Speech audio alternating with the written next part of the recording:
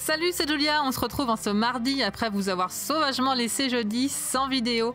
Je vous en avais parlé dans mon tag About Me que le jeudi ça ne me convenait pas et finalement le changement est arrivé un peu plus tôt que prévu. Donc le nouveau rythme c'est toujours une vidéo par semaine mais cette fois elles sortiront tous les mardis. Allez, on va passer au sujet du jour, c'est avoir un beau sapin, avoir un sapin féerique et vous allez voir que pour ça on n'a pas besoin d'avoir 20 000 trucs. Pour réaliser ces décorations, il va vous falloir des feuilles de couleur, une perforatrice avec des petits dessins qui perforent des petits dessins. Et le premier truc à faire, c'est commencer à découper une quantité industrielle de motifs. Enfin, ça dépend combien de boules vous avez à faire. En plus de ça, il va vous falloir des petits clous, c'est des mini-clous qu'on trouve dans les magasins de bricolage ou rayons loisirs créatifs, ainsi que des boules de Sagex.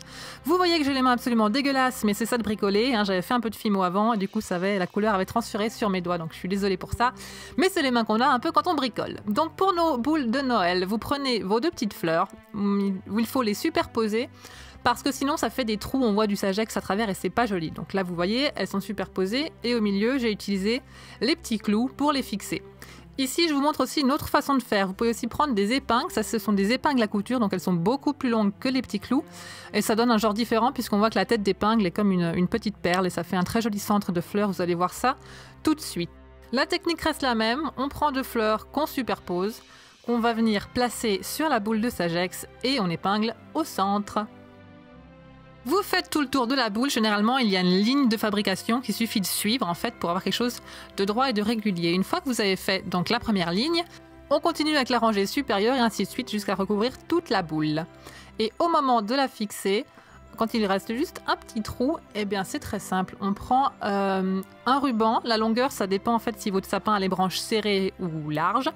Donc on prend un petit ruban, ça c'est des rubans pour faire des gâteaux, non des cadeaux, rien de plus simple. Et la technique, c'est comme celle d'avant. On va venir placer son ruban en fait comme une petite anse, comme la anse d'un panier, sous les fleurs. On va placer les fleurs sur le petit trou et on va épingler au milieu. Alors moi, là, sur la vidéo, je ne l'ai pas fait, mais je vous conseille de mettre un petit point de colle, ça tiendra mieux.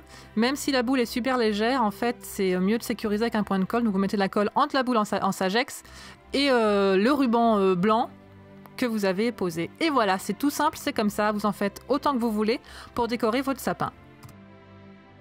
Il ne vous reste plus qu'à poser vos boules sur votre sapin avec d'autres décorations si vous le souhaitez. Vous pouvez vous abonner à la chaîne et me retrouver sur Instagram et Facebook. Nous maintenant on se retrouve mardi prochain avec du make-up. Ciao!